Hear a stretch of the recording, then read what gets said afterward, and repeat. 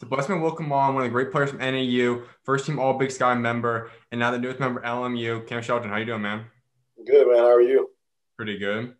Well, kind of walk us through this. We know it's been a crazy intro into the transfer portal right now. We know how crazy it's going, but your name's out of it already. You found your new home for next year, LMU. Take us through how you're feeling right now. Feel pretty good. Feel excited. Glad to be, just have the chance to be playing in front of my family. I think they're going to allow fans again. And, Hmm. just playing in front of the people that I love and care about. They get to come see me and visit me, and also excited to be a part of this Lion Nation. I get to go play with one of my best friends. We've been really good friends for 7, 8 years now, and get to play under Coach Stan, who did some phenomenal things with the program last year. I'm just looking forward to taking those next steps with those guys. We're gonna get a lot more LMU at the end of this, but I kind of want LMU fan and Lion Nation to be able to hear a lot more about you, kind of hear your story a little bit. Let's head back. As you said, you're returning home now, so you grew up in California. Take us to that. What was it like there? It was amazing. I tell my friends from other places all the time, like Southern California is the best place to be. Mhm. Great people, great weather, has everything you can do. But the best part about that for me is that most of my family lives out here. So, I'm a big family guy, and just being able to spend a lot of time with them, cousins, grandparents, aunts, uncles, all that stuff. It was a great time growing up here.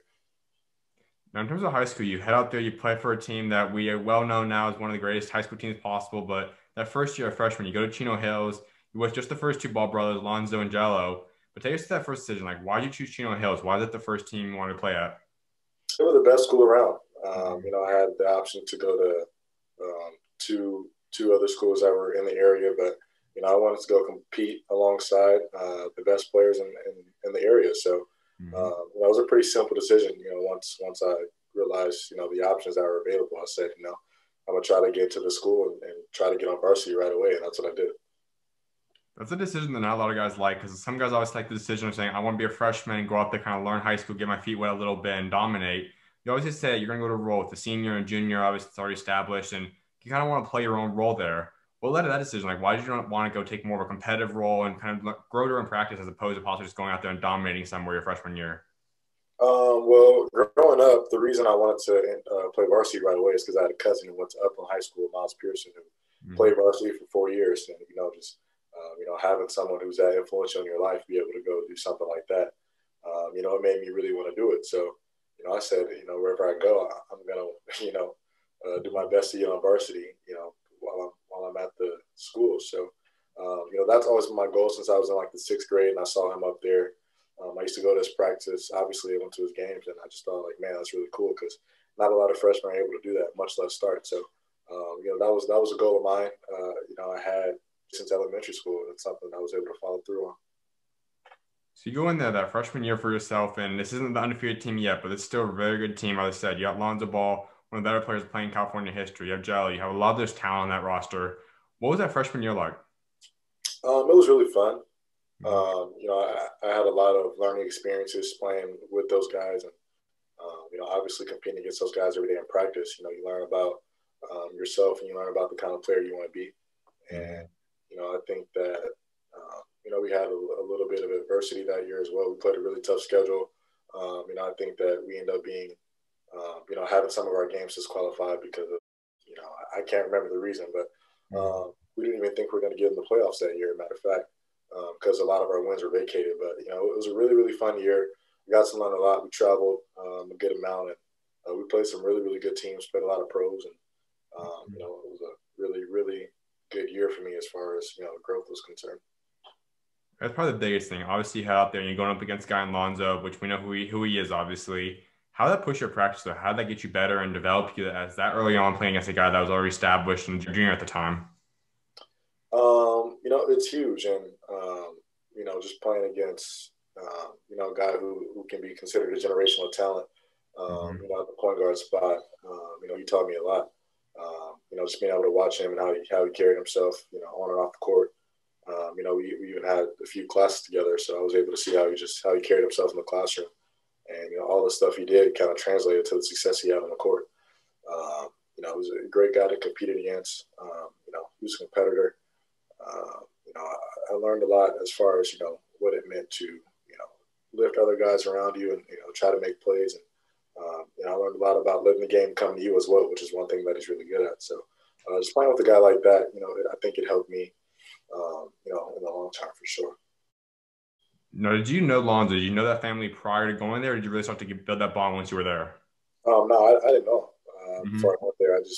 Obviously you hear about him just growing up around the area, but I didn't really know him before I got there.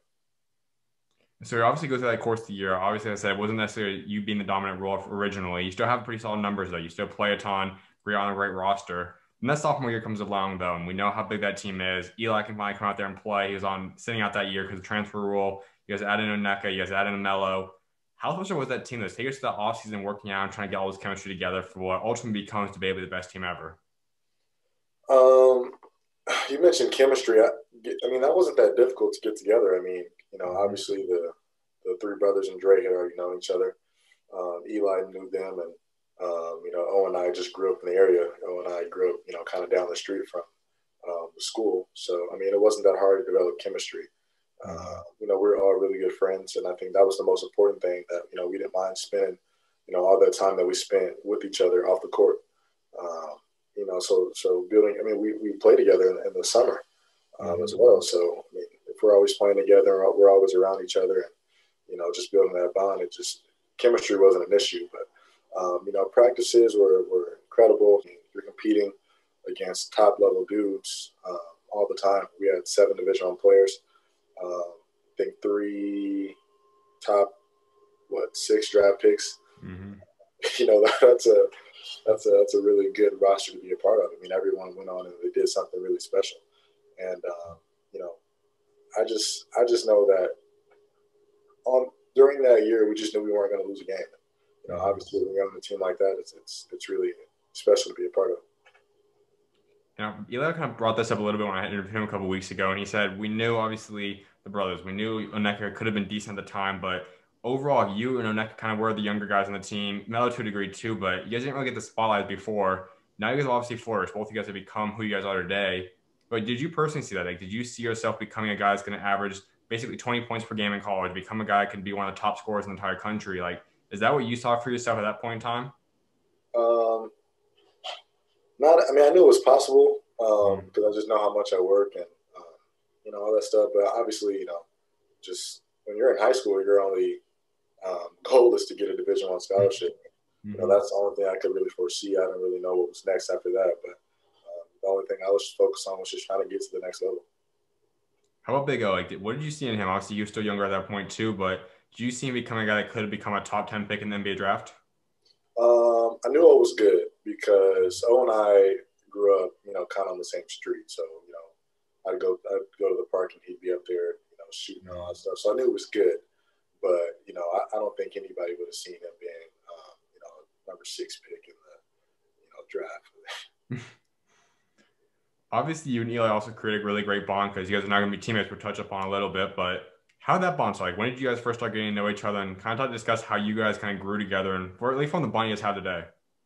Well, Eli and I got really close because freshman year we played on the same travel ball team. We were playing with Mm-hmm.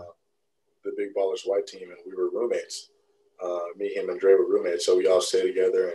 And everywhere we went, we just kind of went together, just by nature of playing on the same travel ball team, and obviously being in high school. And you train together every single day. So Mm-hmm. on those hot summer days, we just be hanging out, just spending time together and all that stuff.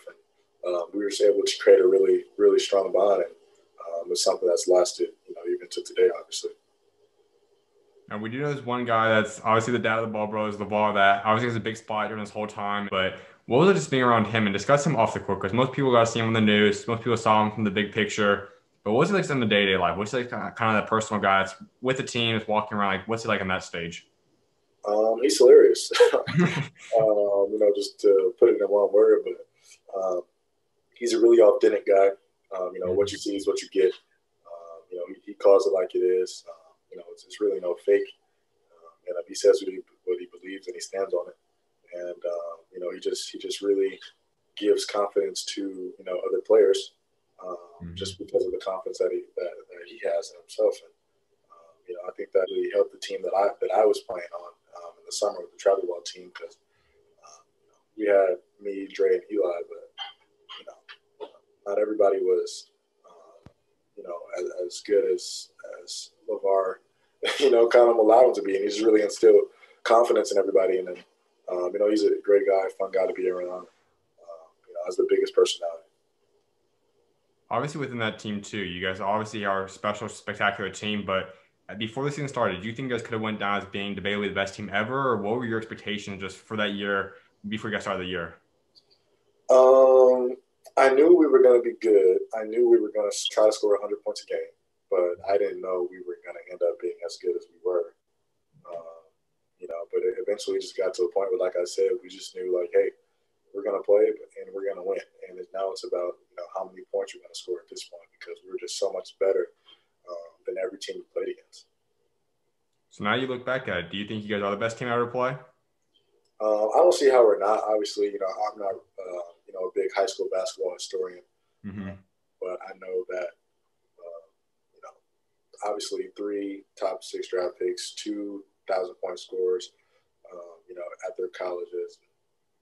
Dre is over at Pepperdine doing his thing, and you know, Joe's doing his thing over at UCLA, and you know, obviously he's you know, playing professionally now. So I don't really know if you have a better 7 for sure, but you know, I'm not here to debate those things. You know, I kind of leave other people to do that, but definitely a special team. Then you make the big move. We know obviously a lot of change happened to that roster. Then you make the move over Damian. What went into that? I just needed to, you know, play in a different space. I think Coach LeDuc gave me the perfect opportunity to just play in a more structured environment. Practices were similar to what I would go on to see in college. You know, the way he ran his program was a little bit different. That's kind of what I needed in order to be ready for the next level. You know, he taught me a lot of things about, you know, playing the, you know, point guard position as well. You know, I'd go meet with him in his office kind of every day before practice. We just sit down and we talk about hoops, or we talk about life, and you know, he just really kind of helped me you know, become ready for the next level. That's something that a lot of guys talk about, having that coach at some point through your high school life that kind of is another father figure to you, though, in the basketball world that can kind of help mentor you throughout your career. How big was that for you? It was really important, but you know, at the same time, you know, I've had really good coaches, you know, throughout my whole life. You know, even dating back to when I was like in the 4th grade playing AAU basketball. My coach at the time, who was coaching me then, actually was the point guard for LMU when they made that tournament run, Tony Walker. So, you know, and then he had his brother Billy Walker, who went to Long Beach State. So I've always had, you know, really, really good coaches in my life. Coach Duke was, you know, a part of that. There is one game, though. I know even if you still like a lot of the guys on the SC team, there still is obviously the love of going up against your former team. And you get that opportunity that year. You end up scoring 34 points, January 10th. Take us to that night. It was just, I mean, obviously, you know, it's always fun to come back and, you know, play in the gym that, you know, you started in. But, you know, it was just another game for me, if I'm being honest. You know, I try to approach every game the same way. You know, just try to play every game like it's the last one I get to play. So, you know, I was able to, you know, have a good scoring night just by nature of the, you know, the flow of the game. But, you know, I remember losing for sure, but it was just another game. Overall, you really start to establish yourself, and we start seeing you as you're that guy that can score a bunch. It starts becoming more of a clearer picture why you're able to score 20 plus in almost every game at NAU. But when did you start feeling comfortable? Like, when did you start establishing yourself in high school and feeling that, okay, I know I can score at a high clip. I know I can be one of the elite scorers out here? I don't remember for sure. I just know that, you know, once we got through like the thick of the season, like I was realizing like I'm scoring really easily. And, you know, at that point, it was just trying to find, you know, more creative ways to score. But, you know, I feel like, you know, I've always been a pretty good scorer. Maybe with the exception of my first 2 years at Chino Hills because of the talent we had around me. But I think that as far as my career is concerned, I've always been a pretty good scorer for, you know, whatever level I was at. You go to Damian then, and you obviously have your first year, you break the school scoring record for a single season. You do it again then your senior year. What was that like, just knowing that you had the highest most points ever in a single season there? It was cool. It was really really cool. You know, I feel like I could have got the all time record, but I was there for 4 years, in fact. But you know, it was cool. It was a testament to my teammates, their unselfishness. You know, them welcoming me right away. You know, it wasn't any ego saying like, "Oh, you can't do this because you're new." You know, they kind of welcomed me right away. They just made me feel a part. They made me feel like it was a real family. You know, if I had it going on a certain night, they gave me the ball and they let me do what I do. You come in your senior year, then you have a special freshman that comes into play, Malik, that as people are starting to see now, developing into becoming one of the better players in his class now, going to USC. But take us through that. Like, what was like watching him as coming as a freshman, and did you see him become the guy he is today? It was really fun. I think he ended up breaking my scoring record as well. Mm-hmm. It's just fun when the younger generation is able to kind of build upon the things that you've done. A big thing for me is leaving legacies in the places that you go, and I feel like a part of my legacy is Malik succeeding at the level that he is. You know, I feel like I laid a little bit of a foundation as far as being able to score the ball at a high clip, and I'm glad that he's taken it to where he has. If you kind of look back at that, like, what did you think he's going to become? Did you think he's going to become a Division One, a high level Division One like he is? Like, what was the ceiling you kind of saw in him? Exactly where he is. I mean, it was no secret that Malik was good. He came in right away and just looked very comfortable playing with us. And it was a lot of games where him and I were the first and second, leading scorer. He's just always felt comfortable in that role.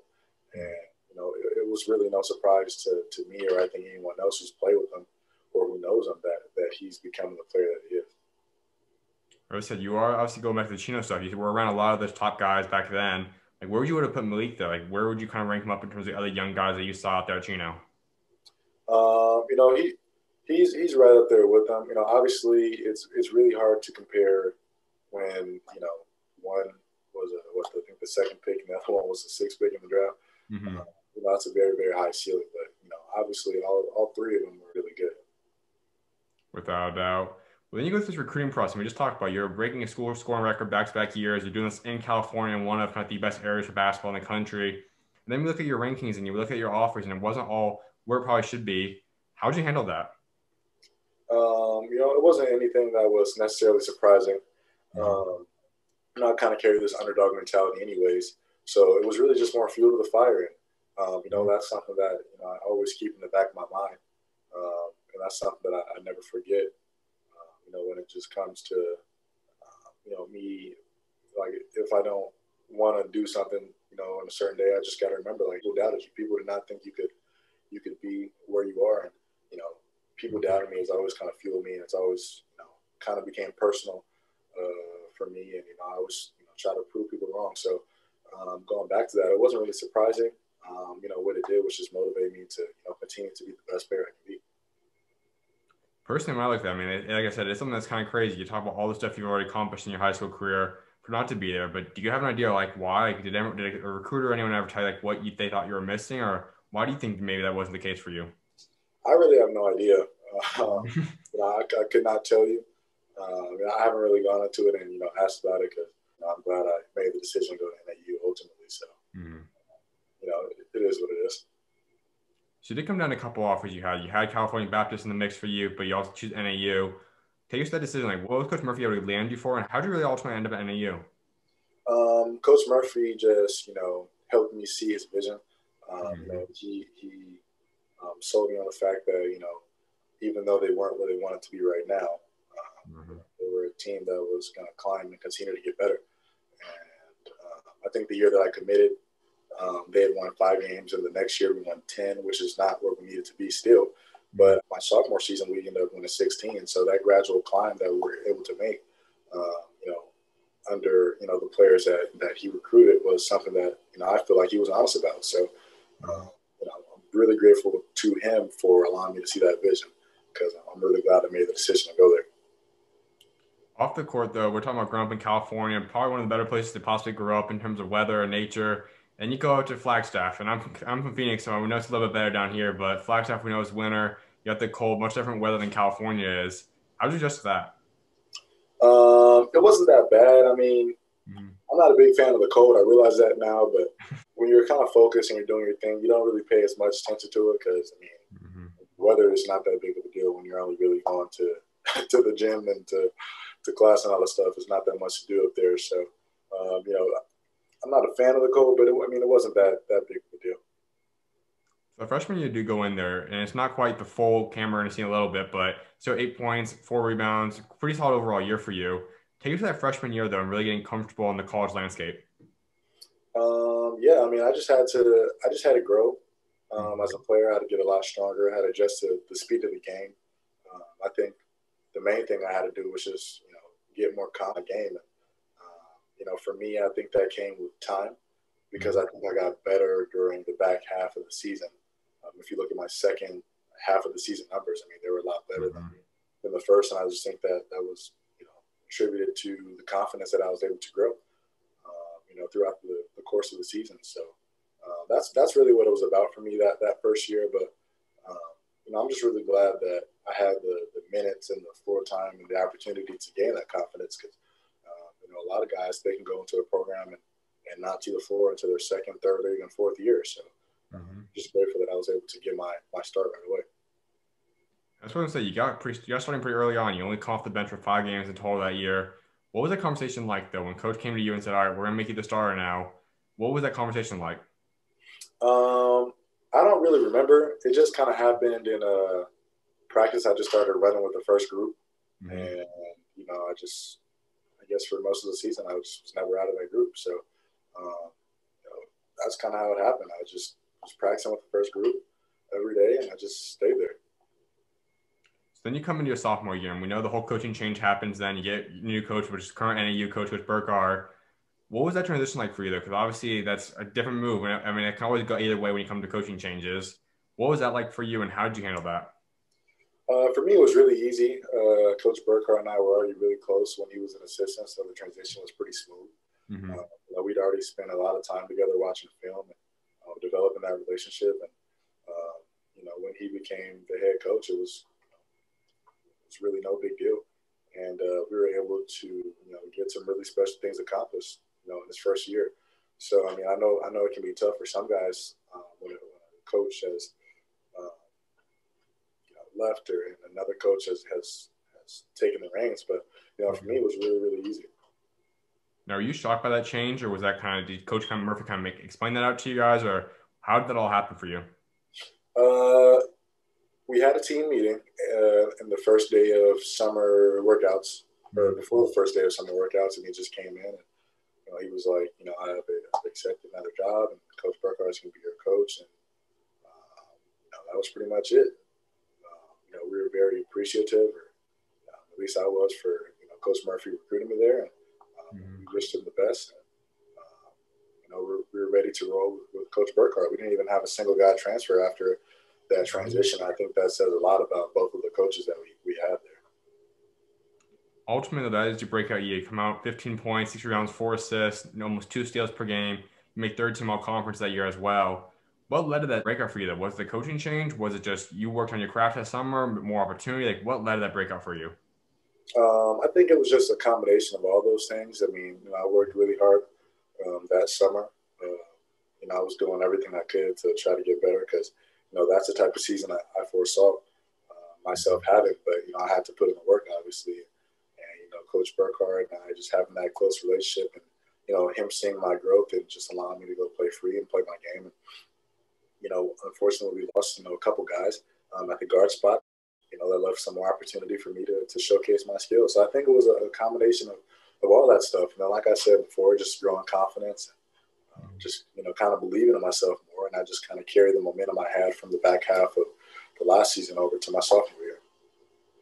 You emerged as one of the better players in the conference, as I mentioned, third team all conference. Probably should have been higher when you talk about you being the only second player in the entire conference to be the top 10 in 4 different categories. But overall, you kind of emerge also as a leader. You can become the go-to scorer. Your assist numbers go up a ton. How did you kind of become the all-around player that you now are? You know, I think that's always something I've tried to pride myself on, just kind of doing everything in terms of, like, you know, if we need points that night, okay, I got to score. If we need a distributor, you know, that night to make other guys, you know, better. And, you know, if another guy has gone, just feed him the ball, you know, I can do that. Obviously, rebounding to me is just, you know, effort and hustle and heart. So, that's something that should be a given. So that's always something I've tried to do, and try to implement in my game. It's just kind of trying to do everything. Also, you 25 out of 30 games you play and you have double-digit scoring, and that's something I know some people might say it's on a lower conference or whatnot, but that still means that you're consistent. That's not an easy job to go out there and score double digits almost every game out there. How'd you learn that consistency? I really couldn't tell you.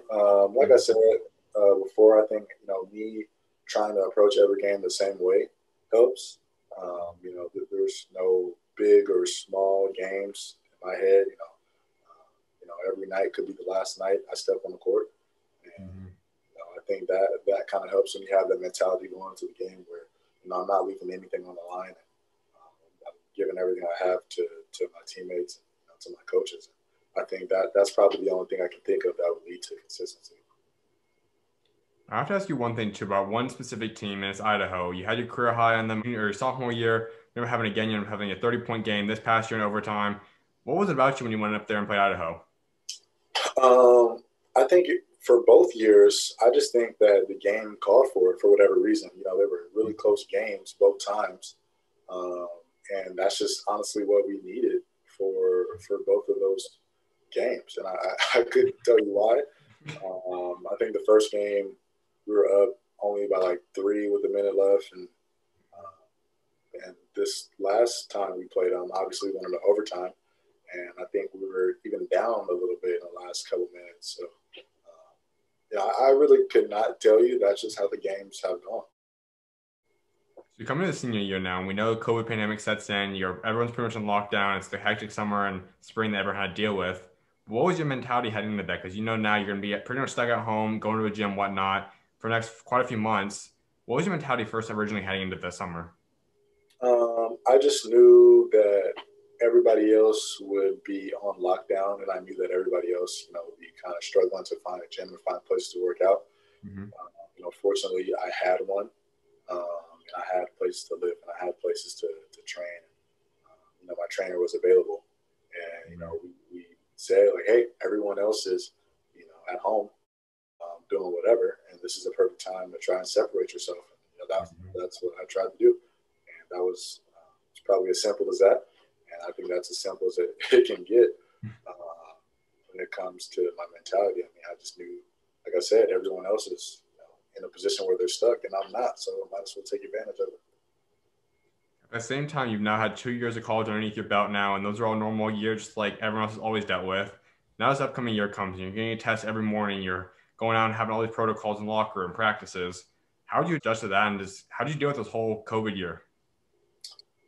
I try to make the best of it. Obviously, everybody loves, all the protocols and the restrictions, but it's necessary for everybody to stay healthy. So, just make the best of it. You don't complain about it. And, if they say we can't do this or we can't wear practice uniform so this time, or we can't scrimmage until this time, it is what it is. And, you just got to, try to get become the best player you can within the framework of the situation. And, that's just what I try to do. Clearly, nothing really held you back this year because for the majority of the year up until probably the last 3 or 4 games, you were averaging over 20 points per game. And you had a lot of guys start really keying in on you. You really became that guy that teams were game planning pretty much everything for. How did you adjust your game to that? Obviously, having a lot of people having to focus and keying on you. How did you become still such a dominant scorer and average over 20 points a game? I think it was just about trying to find creative ways to score for me. I think where I had a lot of success was getting to the free throw line. Defenses are going to be so physical, and you're going to focus on me. The thing that I tried to do was just get guys in foul trouble, so you just kind of had to back up and relax and let me do what I needed to do offensively. It was kind of like a pick your poison type of thing. But I think, like I said, I was just trying to find more creative ways to score. Getting to the free throw line, shooting that mid-range jumper, being able to knock down threes. I just really had to try to be creative. Without a doubt. So the year comes to a close then, and we know you put your name in the transfer portal. You end up at LMU. But when you first put your name in the portal, though, what was your thoughts and just what was really your goal for going to the portal? Just to find the best fit. That was it. I didn't really have any expectations. I didn't really know who was going to reach out to me or who was going to contact me. And to me, that kind of wasn't important because I knew that wherever I was supposed to end up, I would end up, and the right school would call, and when they did, I'd know and I'd go. So I didn't really have any expectations, honestly. This wasn't much different recruiting process for you as before because you did have a lot of schools reach out to you, had a lot of offers on the table. But who did it ultimately come down to? Like, what were the true main teams that you really were looking at aside from LMU? Obviously, I was looking at LMU. My last two was LMU and St. Mary's. And, Coach Bennett is a great guy. And, he's a great recruiter. But, ultimately, I feel like LMU was the school I'm supposed to be at. And I'm glad I made that decision. Coach Johnson, I know he's that guy just full of energy. He's a super different coach. He's younger. He's just got a different vibe than a lot of coaches have about them. But kind of takes to your so far experience. Obviously, you haven't got to see him too much yet, but what's just your overall perception and what do you like about Coach Johnson so far? I just like that, he's really relatable. He's really, really confident.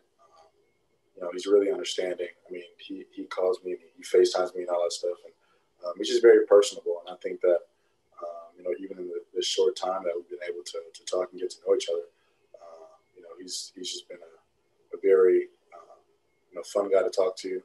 Obviously, I'm not able to be around him yet, but, when we do get to interact, I enjoy it. And the thing that I also enjoy is that a guy on the team already that can vouch for him.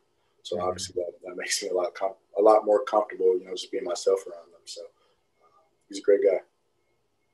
Eli obviously is a huge piece where we talked about a little bit earlier with Chino Hills days, but when you were putting your name in the portal, though, was that something you guys talked about? Was it something that Eli reached out to you saying, hey, I'd love for you to come play with me? Did you just start talking about that after you commit? Like, what role did Eli have in this whole process?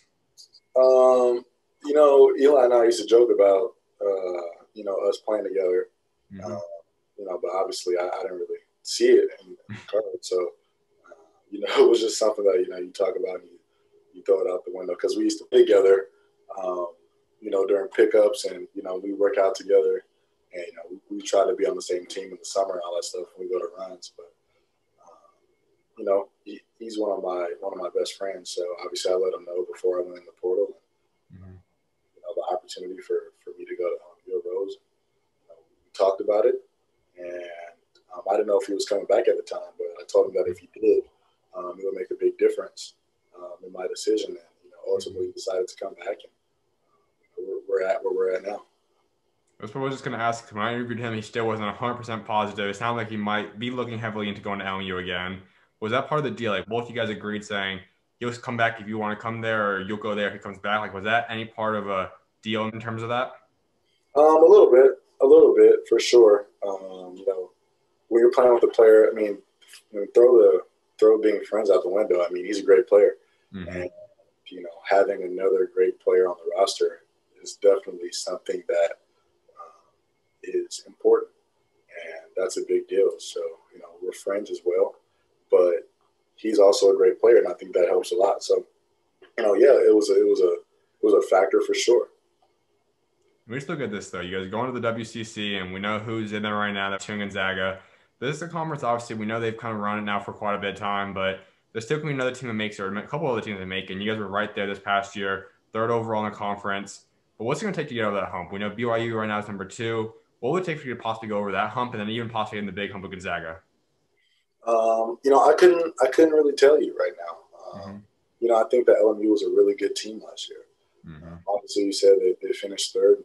I think that they could have, because I've watched Eli play because support your friends and all that stuff. But, I think that a lot of games are really close, and I just think that they needed maybe another piece to kind of take them over the top. And I just hope that I'm able to be that piece. And we added myself, and we added another good wing. I guess who's going to be a freshman again from Wyoming. He averaged 9 points a game. I think with the additions of those two and the other young guys getting better, and Eli getting better and expanding his game, I think that'll be enough to get us over the top. And I think that this time next year we'll be playing in the NCAA tournament. That's what's scary about you guys, because Eli obviously already was debatably one of the better players in the entire conference this past year. He's going to be returning now as a fifth-year senior, so we know how scary that could be. They get now a guy that just averaged 20 points a game, and like you said, they get a couple of other guys transferring in. Jalin Anderson, some of them pretty high on. He's going to be returning now as basically a freshman again. Like, how special can this team be, though, when you guys all get together, get the chemistry worked out? How special can you guys be? I think we can be really special. Obviously, when you think of LMU, you think of the Hank Gathers team that made that really special run. And I think that, I don't want to, say that we're going to be as good as they were, but I think when you talk about winning and you talk about culture and you talk about playing on the big stage and playing in big games and having an exciting brand of basketball, I think that we can bring that on you. Overall, though, you are technically a junior, but you're going to have 2 more years of eligibility left there. What do you all want to accomplish? Like, what do you want to get done and really achieve throughout your LMU career now? At this point, for me, it's just about making the NCAA tournament twice. It's as simple as it gets. I'm here to win. I'm here to help my brother establish his legacy and become one of the greatest players that's ever put on that jersey. And that happens with winning. So that's really what I'm here to do. Obviously, Eli, we talk about that, but is there anyone else on the team that you've talked to, you've discussed, had any conversations with? No, not necessarily. Joe Quintana, he played at the school that was up the street from mine, so I know him. We had some really good battles in high school. He was playing with Benita while I was at Damien. But we haven't really gotten a chance to get into it yet. Still really fresh. So what's the goal for you? When are you guys planning to get on campus and really start building this thing? I'm going to try to get on campus as soon as possible. I think that's going to be May because that's when the summer school starts. So, the first day I can get up there, I'm going to get up there and I'm going to get right to it. So, we never really know exactly what's going on because the portal's been crazy. But from what you know, talking to Coach Johnson, do you think you guys are just about finished now? Do you think there could be a couple more additions still coming in, or where does the roster look like at this point in time? I have no idea. But if we don't add anybody, I think that what we have now. I'm confident that what we have now is an NCAA tournament team. Without a doubt, man. Well, a few more things before I let you go. One of which is discussing your family a little bit, because you come from a family of sports. Your dad was a college football player at Long Beach State. What was it just like growing up with that? It was really interesting because I was actually working out, like I was training to be a football player. I'd do football drills when I was younger. But I had never played. I was doing football drills. We take me to the park. We do our basketball stuff, obviously, but I'd be running sprints and running cone drills and all that stuff. And, doing all the stuff that he would do when he was little, I guess. But fortunately, I'm a little bit taller than he was because my mom. So I ended up playing basketball. But it was really interesting because I was actually supposed to be a football player. I know there's sometimes different debates about that within families. When the parents obviously a different sport than you are, was there something that took some time? Did he want you to be a football player? Did he accept you to be basketball right away? How did that transition go for you guys? I think I honestly couldn't tell you. He always says that he wanted me to be a basketball player because he didn't want to take all those hits that he had to take. But from what I know about my dad, he is a basketball fan first, which is really interesting because he played football at a pretty high level, but he loves the game of basketball and he loves to watch it. He sits all day and he could just stay in the gym, and just watch games all day. And if you ask him what his perfect day would look like, that would be it. So, he loves the game of basketball. I think that's probably why I ended up taking the path that I did. Also, though, obviously he's not a basketball player, but just overall making it to Division I level, we know that's there's a different mentality, that's different advice he could possibly give you. How impactful was that in terms of you going through the recruiting process, getting used to college? Like, how impactful was it knowing that you had someone in your corner that's done ultimately what you wanted in terms of playing at the college level? It was huge. And, I don't think that I would be here without him, honestly. Just the stuff that he learned and the stuff that he had to go through, to get to that level. I didn't have to experience some of the things that he did. I didn't have to learn things the hard way when it came to getting to this level. He just told me what to do. And, obviously he has the credibility. So I just did it and it made my life a lot easier because I knew what to do and I knew how to get to this level. Realistically, if I didn't have a father like that, I don't believe that I'd be a Division I player. Was it family or was it you that kind of studied your academic aspect? Like you've been all academic selection a couple of different times. We know you prioritize that as well. Who really established that in you though? My mom is probably the person that does that the most. Ever since I was little, my dad and mom has always been a team where my dad handles my athletic career, my mom handles school. So she's always kind of try to drive that home, like, hey, how are your grades? Don't forget to do this and this and this. And she always be the person helping me with my homework and making sure I had everything I needed for school. She just really prided. She just really took pride in me having great grades. That's something that I do kind of for her at this point. If I'm being honest, I don't really care about having a good GPA as long as I can stay on the court. But I kind of, I do my best because it makes my mom happy. So that's something that she goes with. There's also a thing you have pinned in your Twitter. If I ain't the greatest and I'm heading there, take us through what that means to you. It's actually a Drake bar.